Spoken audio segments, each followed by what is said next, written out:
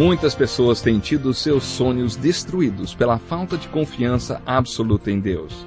A Bíblia está repleta de exemplos de grandes sonhos cumpridos para a glória de Deus.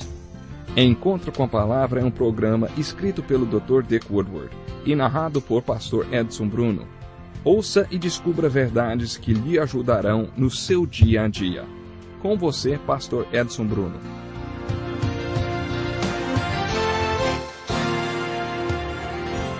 Olá, seja bem-vindo a mais um Encontro com a Palavra. Pegue sua Bíblia, junte-se a nós para mais um estudo do Evangelho de João, versículo por versículo.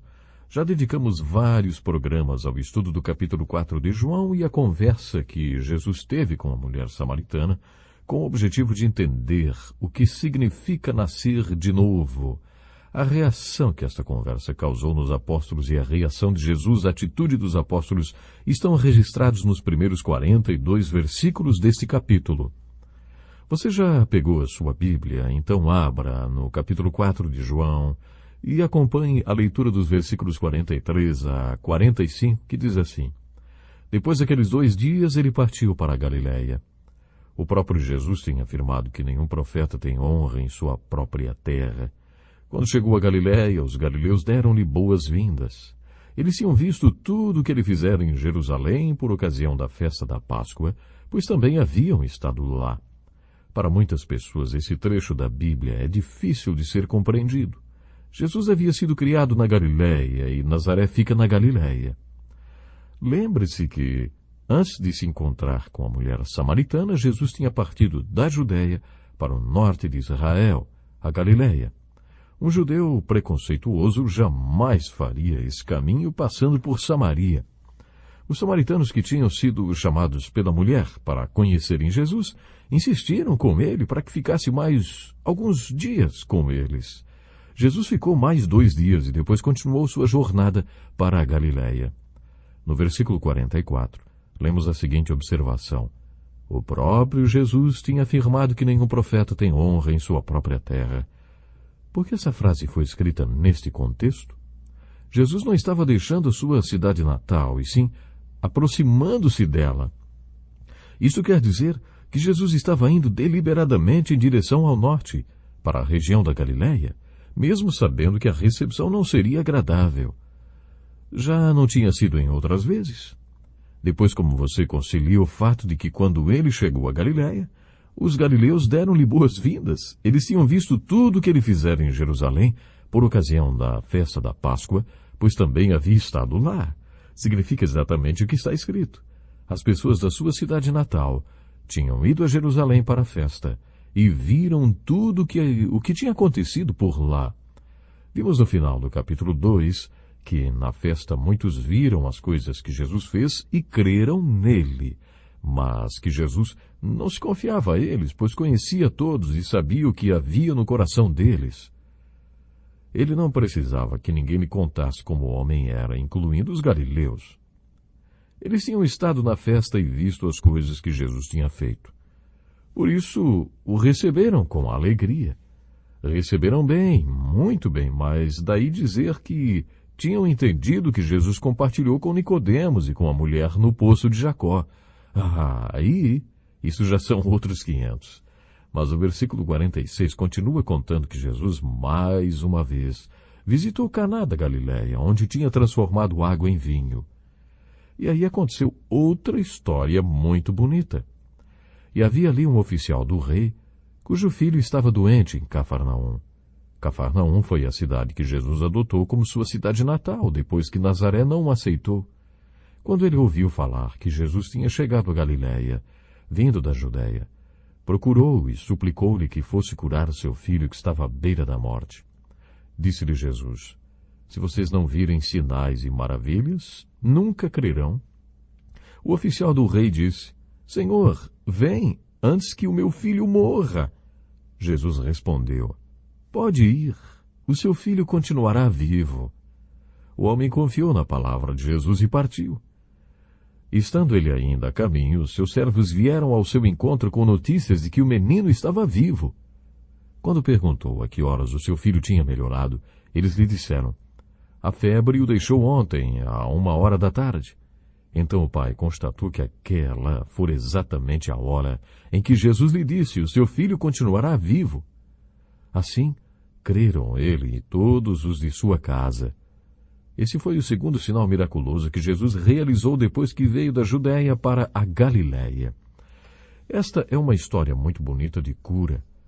Este foi o segundo sinal de Jesus que João quis deixar registrado. Todos os sinais registrados evidenciam o que já vimos nos capítulos 3 e 4, que Jesus é o Cristo, o Messias, o Filho de Deus. João quer que saibamos que se cremos nisto, então temos vida eterna. Esta é mais uma passagem que enfoca a segunda pergunta no nosso estudo.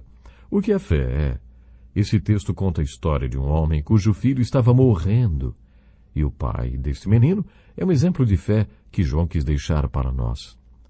Podemos fazer 4 observações a respeito dele. A primeira é: este homem tinha um problema e sabia onde buscar a solução. Ele estava passando por uma das piores situações que um homem pode enfrentar: doença e iminente morte de um filho. Com todo o desenvolvimento da ciência, a doença e a morte ainda são os problemas mais difíceis de serem resolvidos. Até que os antibióticos fossem descobertos na época da Segunda Guerra Mundial, muita gente enfrentou a morte antecipadamente por causa de doenças que não tinham cura. Visite um antigo cemitério e você vai descobrir como é grande o número de túmulos infantis. Graças a Deus, desde a descoberta dos antibióticos, o número de mortes infantis diminuiu. Mas este episódio que estamos comentando aconteceu 2000 anos atrás. E apesar de trágico, o problema deste homem era comum. Ele procurou Jesus com um problema. Seu filho estava morrendo. Ele sabia onde buscar solução para um problema insolúvel.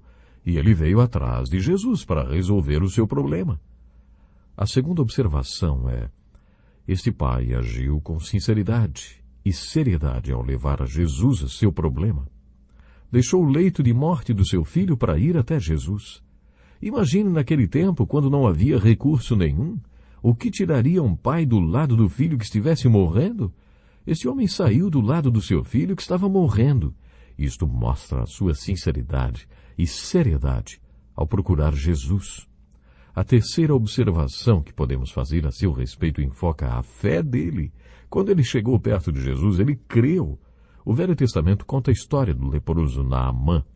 Naamã era um general do exército assírio que sofria de lepra. Ele ficou sabendo que havia um profeta em Israel, Eliseu, que podia curá-lo. O comandante resolveu ir atrás de Eliseu. Imagine esse homem do exército assírio, acompanhado de uma caravana de empregados de seguranças, estacionando a sua carruagem bem em frente à casa de Eliseu.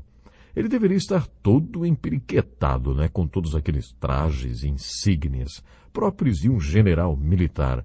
Ele chegou lá com uma ideia na cabeça de como o profeta o curaria. Provavelmente, ele tem imaginado o profeta saindo humilde e, ao mesmo tempo, feliz por ter o privilégio de atender um general do exército assírio. Ele achava que o profeta poria suas mãos sobre o local afetado pela lepra e faria alguma coisa incrível. Mas Eliseu não fez nada disso. Na verdade, Eliseu nem se deu ao trabalho de sair da sua humilde casinha para ver a cara do general. Ele enviou um mensageiro que instruiu Naamã a mergulhar 7 vezes no Rio Jordão para ser curado. Isso não era o que o general esperava, mas não era mesmo. Ele ficou indignado e voltou para sua carruagem soltando fumaça.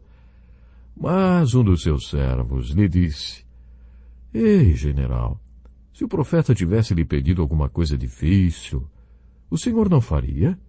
Quanto mais quando ele apenas lhe diz que se lave e será purificado. Não custa nada. Tem muita gente que, quando tem um problema e vai atrás de Deus para resolvê-lo, já tem uma ideia preconcebida na cabeça de como Deus vai agir. Mas, muitas vezes, Deus não resolve do nosso jeito e não faz aquilo que achávamos que ele deveria fazer. Ele testa a nossa fé.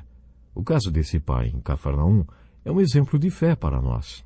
Quando ele buscou Jesus, ele creu no que viu. Claro que ele achava que Jesus deveria ir até a sua casa, mas Jesus o colocou à prova.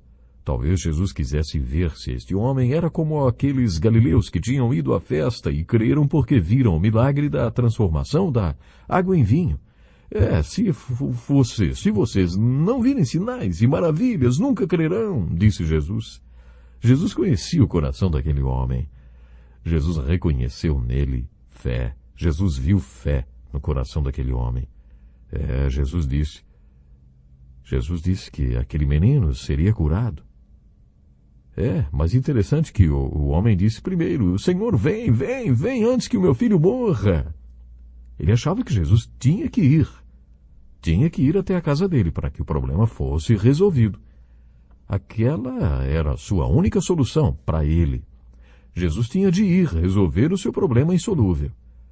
Mas Jesus o colocou à prova. No versículo 50, quando Jesus disse: pode ir, o seu filho vai continuar vivo. E a Bíblia afirma que o homem confiou na palavra de Jesus e partiu imediatamente. Ele creu no que viu quando chegou a Jesus. Ele creu na palavra de Jesus. Essa história tem um final muito feliz. A quarta observação que quero fazer é que o homem viu aquilo que creu. Porque quando ele procurou Jesus, ele creu no que viu. Acharam meio confuso, né? Esta quarta observação responde à nossa pergunta. O que é fé? A fé sabe onde buscar a solução para um problema insolúvel. Quando surge um problema insolúvel, a fé vai até Jesus. A segunda observação sobre fé é essa. A pessoa que tem fé em Jesus não está brincando quando vai até ele em busca de uma solução. A pessoa que tem fé em Jesus o busca com convicção que ele é a única solução para o seu problema. Jesus é a única esperança para o problema. As observações 3 e 4 traçam um perfil da fé para nós. Quando a pessoa com esse tipo de fé chega até Jesus com o seu problema, ela acredita no que vê.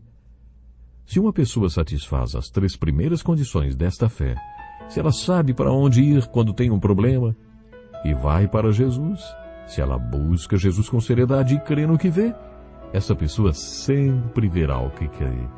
A fé sempre tem um objeto invisível no início, mas quando a fé é real, o objeto desta fé se torna realidade. Ela se torna alguma coisa que pode ser vista e conhecida.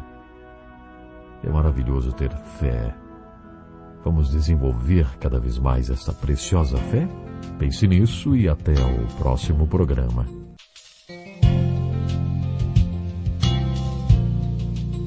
Que lição importantíssima. Obrigado, pastor Edson Bruno. Prezado ouvinte, coloque em prática o que você ouviu aqui. Sem dúvida, sua vida será grandemente abençoada. Este é um estudo escrito pelo Dr. Dick Woodward, na voz do pastor Edson Bruno. Escreva-nos e solicite o material. Nosso endereço é Encontro com a Palavra, Caixa Postal 2011, CEP 89201-970, Joinville, Santa Catarina. Até o nosso próximo encontro com a Palavra.